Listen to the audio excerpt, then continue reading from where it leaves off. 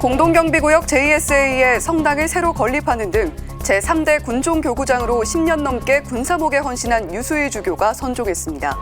주교좌 명동 대성당에서 거행된 장례미사 현장을 함께했습니다. 유수일 주교는 2010년 7월 제3대 군종교구장으로 임명돼 재임 기간 군 복음화의 질적 향상에 이바지해왔다는 평가를 받습니다. 유수일 주교 삶과 신앙의 여정을 정리했습니다.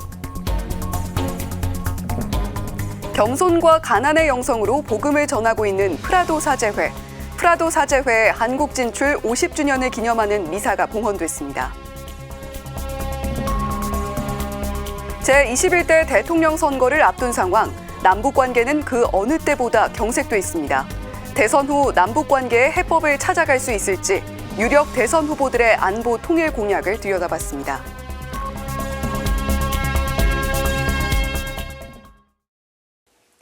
시청자 여러분 안녕하십니까? CPBC 뉴스플러스입니다. 제3대 군종교구장 유수일 주교의 장례미사가 서울대교구 주교좌 명동 대성당에서 거행됐습니다. 한국 주교단과 사제, 신자들은 고인이 천상에서 부활의 삶을 누리길 기도했습니다. 김정아 기자가 보도합니다. 5월 성모성월의 끝자락 주님 승천 대축일을 앞두고 하느님의 작은 종 유수일 주교가 하늘길에 올랐습니다. 장례미사는 군종교구장 서상범 주교 주례로 한국 주교단 공동집전으로 봉헌됐습니다. 평일 이른 아침부터 명동대성당을 찾은 신자들은 유주교의 마지막 가는 길을 함께했습니다. 서상범 주교는 강론에서 주교님은 삼위일체 하느님 정통신앙에 충실하셨다며 바쁘다는 핑계로 기도에 소홀해질 때 주교님의 모습은 커다란 자극이 되었다고 회고했습니다. 유 주교님께서 착자하신 시절부터는 군종교구가 좀 더 영적으로 심화를 이루어야 한다는 절박함이 간절한 시기였습니다. 깊이 있는 강론과 성령의 능력이 가득 찬 가르침은 군 신자들, 병사들의 영적 목마름을 해소해 주었습니다. 주교회의 의장 이용은 주교는 유주교가 군종교구장 재임 중에 새로 건립한 JSA 성당에 대한 애정이 매우 컸다며 이 성당이 통일을 기원하는 기도의 장소가 되기를 염원했다고 전했습니다. 유 주교님께서는 국내외 군사목 활성화를 위해 어디든 지체하지 않고 달려가시며 평화를 위해 애쓰는 이들을 격려하고 필요한 것을 아낌없이 지원하는 따뜻한 마음을 지니셨습니다. 작은 형제회 김찬선 신부는 작은 형제로서 늘 겸손했고 기도와 교회를 향한 충성으로 살아간 사제였다고 기억했습니다. 돌아보면 참으로 겸손하고 작은 형제셨고 기도에 충실하고 교회에 충성스러운 사제였으며 당신을 찾아오는 이는 누구에게나 따뜻하고 어질고 차별하지 않는 분이셨습니다. 작은 형제회 한국권고장 김상옥 신부가 성수를 뿌리며 유수일 주교의 영원한 안식을 기도했습니다. 미사에 함께한 신자들은 삶과 신앙의 길잡이였던 유수일 주교를 깊은 그리움으로 애도했습니다. 주교님은 저희 제속 프란치스코 회의 영적인 스승이셨습니다. 특별히 여러 형제회의 영적 보조자를 하시면서 심혈을 기울이셔서 우리들과 함께 하셨습니다. 정말 다정하고 정말 겸손하시고 낮은 자의 그 정말 목자이셨던 것 같아요. 그래서 제가 시모님 돌아가셨다는 걸 듣고 너무 눈물 났어요. 앞서 서울 정동 프란시스코 교육회관 성당에 마련된 빈소엔 첫날부터 추모의 발걸음이 이어졌습니다.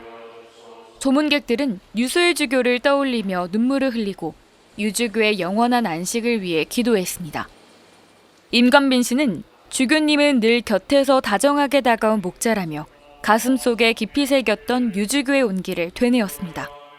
정말 격의가 없는, 그래서 저희들이 늘 가까이에서 스스럼 없이 대할 수 있었던 그런 목자셨습니다. 유수일 주교는 천안 성거산 작은 형제회 관구묘지에 안장돼 영면에 들었습니다. 사무미사는 오는 2일 오전 11시 국군 중앙 주교자 성당에서 거행됩니다. 유주교가 남긴 신앙과 기도의 유산은 많은 이들의 가슴에 살아 숨쉬고 있습니다. CPBC 김정우입니다. 지난 2010년 9월 제3대 군종교구장에 착좌해 11년간 군종교구를 이끌어온 유수일 주교. 유주교는 재임 기간 성경 말씀을 중심으로 군 복음화의 질적 향상에 이바지해온 장병들의 아버지였습니다. 유주교의 삶과 신앙을 이힘 기자가 정리했습니다. 아직 신자가 되지 않은 군인들에게 군용 시민들과 함께 또 수인들과 함께 또 군인 신자 여러분과 함께 최선을 다해서 복음 전파하도록 노력하겠습니다. 유수일 주교가 제3대 군종교구장에 임명된 직후 서울 용산 군종교구청에서 가진 인터뷰 모습입니다. 작은 형제회 소속 수사신부였던 유 주교는 지난 2010년 7월 16일 제3대 군종교구장에 임명됐습니다. 작은 형제회 정동 성 프란치스코스 도원 수호자를 거쳐 서울 청원소 부수호자로 지내던 유 주교의 군종교구장 임명은 파격에 가까웠습니다. 해방 직전인 1945년 3월 충남 논산에서 출생해 1980년 사제품을 받은 유 주교는 당시 체중 미달로 군면제를 받아 군생활 경험이 없었습니다. 그럼에도 하느님의 부르심으로 주교가 되어 군종교구장으로서 젊은이들에게 예수 그리스도를 전했습니다. 유 주교는 10년 6개월의 재임 기간 동안 군 복음화에 있어서 질적 성장을 이끌었습니다. 마침 2011년 베네딕토 16세 교황이 신앙의 해를 선포하면서 군 복음화 현장에서도 신앙의 기초를 튼튼히 하는 데 노력을 기울였습니다. 무엇보다 성경 말씀을 중심으로 둔 신앙을 강조해 왔으며 삼위일체 신앙 역시 강조했습니다. 북녘교회의 복음화에도 관심을 기울여 지난 2019년 8월 판문점 공동경비구역에 있는 JSA 성당을 봉헌하기도 했습니다. 통일을 염원하는 가장 최북단 기도의 장소가 유주교 재임 시절 새로 봉헌된 셈입니다. 임기 1년여를 남긴 지난 2020년 코로나19 팬데믹이 유행하던 때는 교구장으로서 가장 마음이 아픈 해이기도 했습니다. 단체 생활을 하는 군부대 특성상 엄격한 방역 지침으로 종교 생활 자체가 금지됐던 시기이기 때문입니다. 당시 유주교는 연평균 2만 3천 명에 이르던 군종교구의 한 해 영세자 수가 3,400명 정도로 급감했다며 안타까움을 전하기도 했습니다. 유주교는 이러한 어려움 속에서도 군종 후원회 활성화를 위해 끊임없이 노력했습니다. 유주교가 뿌린 신앙의 씨앗은 4년이 지난 현재 군복음화의 밑거름이 되고 있습니다. 2021년 퇴임 인터뷰에서 유주교가 남긴 마지막 메시지는 감사였습니다. 어떻게 다 감사의 말을 드려줄지 모르겠어요.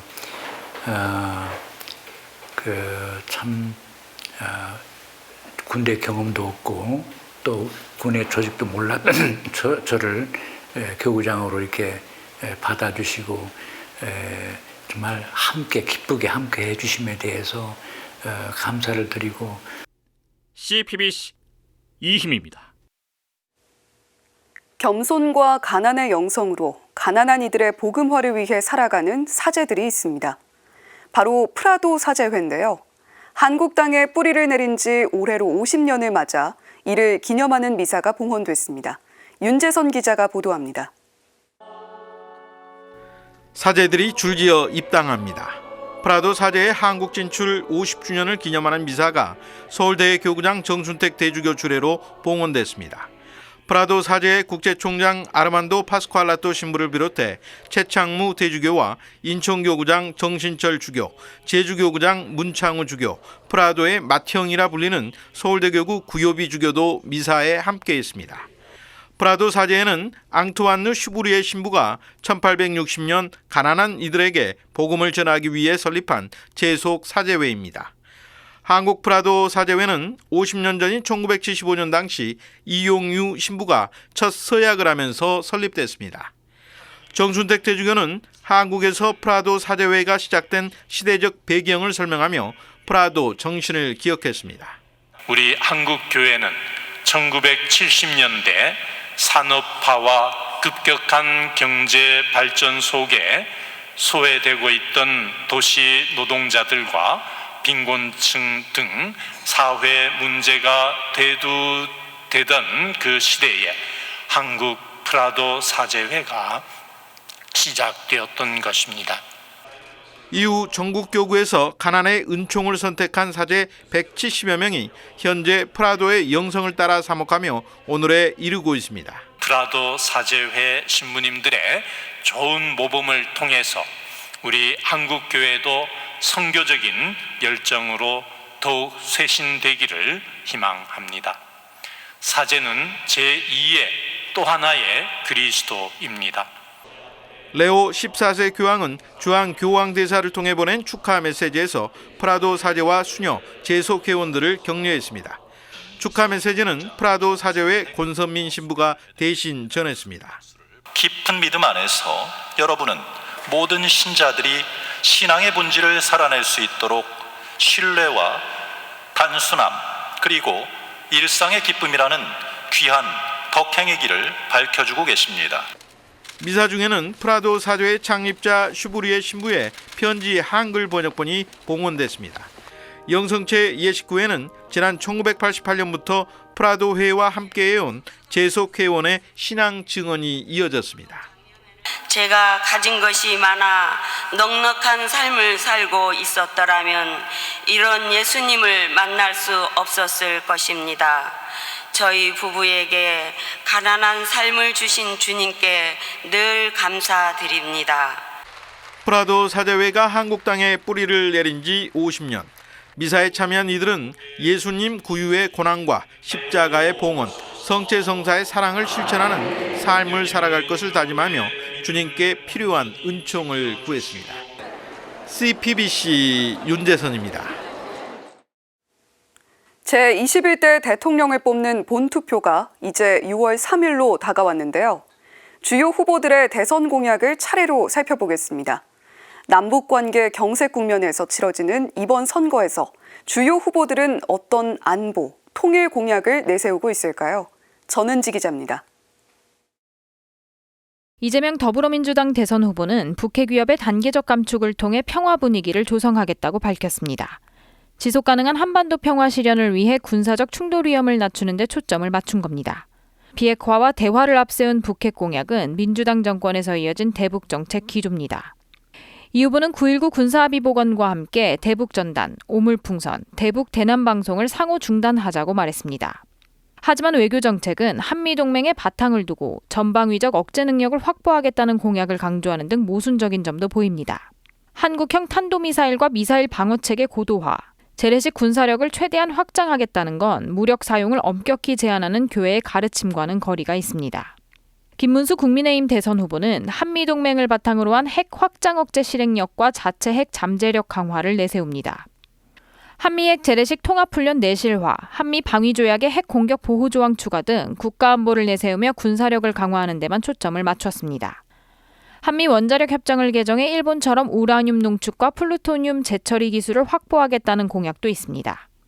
핵무기 개발을 위한 기술 기반을 다지자는 의견인데 가톨릭의 시각에선 생명과 평화를 위협하는 요소들입니다.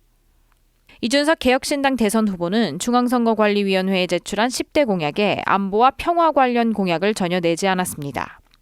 권영국 민주노동당 대선 후보만 유일하게 한반도 평화 프로세스 재개 의지를 강조하며 9.19 군사합의 복원, 개성공단과 금강산 관광 재개를 언급했습니다. 또 유라시아 횡단철도와 러시아 북극 항로를 개척해 남북 경제협력구역을 조성하고 효과를 창출하자는 내용도 담았습니다. 서울대교구 민족화해위원회 부위원장 정수용 신부는 통일 관련 공약이 선명히 나타나지 않더라도 정당이 추구하는 가치 안에서 평화의 의미를 찾을 수 있다고 말했습니다. 기본적으로 지금 정치의 정당 구조들이 북을 어떻게 보느냐에 따라 이미 나눠져 있는 상태라는 거예요. 교류 협력의 대상으로냐, 적대적 대상으로 보느냐의 차이에서 만들어진 다양한 그런 정책들이기 때문에 화해나 평화에 대한 것들이 반드시 전면에 드러나지는 않는다라고 생각을 하고 6월 3일 선출될 새 대통령이 얼어붙은 남북 관계를 풀어낼 수 있을지 관심이 쏠리고 있습니다. CPBC 전은지입니다. 이어서 생명과 환경 분야의 공약을 살펴봅니다.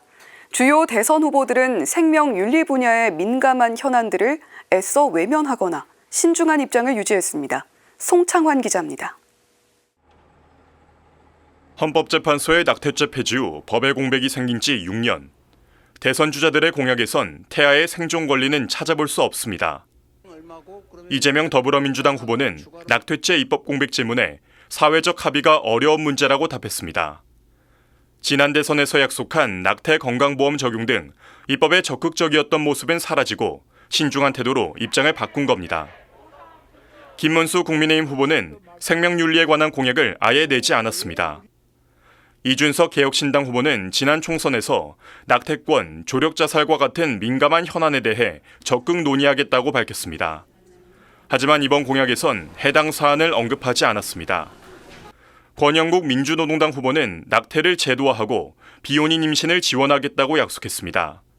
이는 태아의 생명과 혼인을 중시하는 가톨릭 교리와 어긋납니다.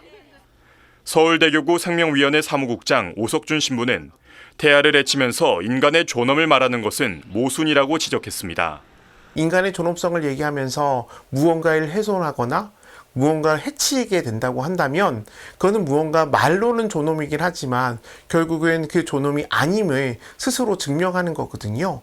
회피하는 것이 아니라 좀 맞서서 같이 이야기를 나눠서 더 좋은 것을 줄 수 있는 그 자리를 좀 마련해 주셨으면 좋겠습니다. 기후위기 대응 논의가 활발한 환경 분야. 이재명 더불어민주당 후보는 온실가스를 줄여 탄소 중립을 달성하는 등 세계적인 산업 환경 기준을 충족하도록 노력하겠다고 밝혔습니다. 이를 위해 석탄 화력 발전소를 폐쇄하고 재생에너지 생산을 대폭 늘리겠다는 계획입니다. 김문수 국민의힘 후보는 기후재난에 선제 대응하겠다고 밝혔지만 뚜렷한 방법은 제시하지 않았습니다. 다만 AI 인공지능 산업으로 인한 전기 수요를 충당하기 위해 원전을 추가로 짓겠다고 밝혔습니다. 기후위기 관련 공약을 내지 않은 이준석 개혁신당 후보는 국내 재생에너지 생산의 한계를 지적하면서 한국 원전의 안전성을 옹호하는 입장을 드러냈습니다. 권영국 민주노동당 후보는 단계적인 탈석탄과 탈원전을 약속했습니다. 개인과 기업에게 탄소세를 걷고 재생에너지를 생산해 2050년까지 탄소 중립을 이루겠다는 목표를 제시했습니다. CPBC 송창환입니다. 레오 14세 교황은 인공지능을 인류가 직면한 과제로 언급했습니다. 모든 인류에게 도움이 되는 방향으로 AI를 사용해야 한다고 강조했는데요. 국내에서도 대선을 앞두고 AI 관련 공약이 본물처럼 쏟아져 나왔습니다. 하지만 경제 중심이자 기술 낙관주의에 치우쳤다는 지적이 나옵니다. 김혜영 기자가 짚어봤습니다. 최근 유튜브에 공개된 영상입니다. 레오 14세 교황이 쿠데타로 집권한 부르키나파소 이브라임 트라오레 임시 대통령을 축복한다는 내용입니다. 하지만 이 영상은 교황의 첫 기자회견 영상을 AI 기술로 조작해서 만든 가짜입니다.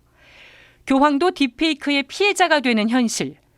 공교롭게도 교황은 이 기자회견에서 AI를 단순한 기술이 아니라 인류의 윤리와 연결된 도구로 봐야 한다고 강조했습니다. che richiede però responsabilità e discernimento per orientare gli strumenti al bene di tutti. AI에 관심이 깊은 레오 14세 교황은 추기경단을 만난 자리에서도 AI를 언급했습니다. AI가 인간의 존엄성과 정의, 노동을 위협하는 새로운 도전이 되고 있다면서 교황명인 레오가 이러한 문제의식과 맞닿아 있다고 설명했습니다. 교황은 레오 13세 교황이 회칙 새로운 사태를 통해 산업혁명 문제에 응답한 것처럼 오늘날 교회는 인공지능 시대에 응답해야 한다고 밝혔습니다.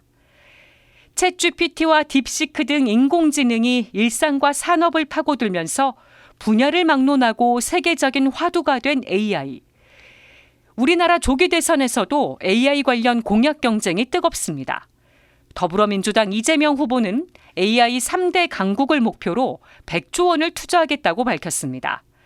이 후보는 AI를 통한 생산성 향상과 노동시간 단축을 내세우면서 한국형 챗GPT를 통해 국민 모두 AI를 무료로 쓰게 하겠다는 공약도 내놨습니다. 국민의힘 김문수 후보도 AI 산업 육성을 위해 민관합동펀드 100조 원을 조성하겠다는 계획입니다. 이를 위해 청년 인재 20만 명 양성, AI 유니콘 기업 지원 등을 내걸었고 AI 산업의 필수적인 전력을 확보하기 위해 원전을 활용하겠다는 공약입니다.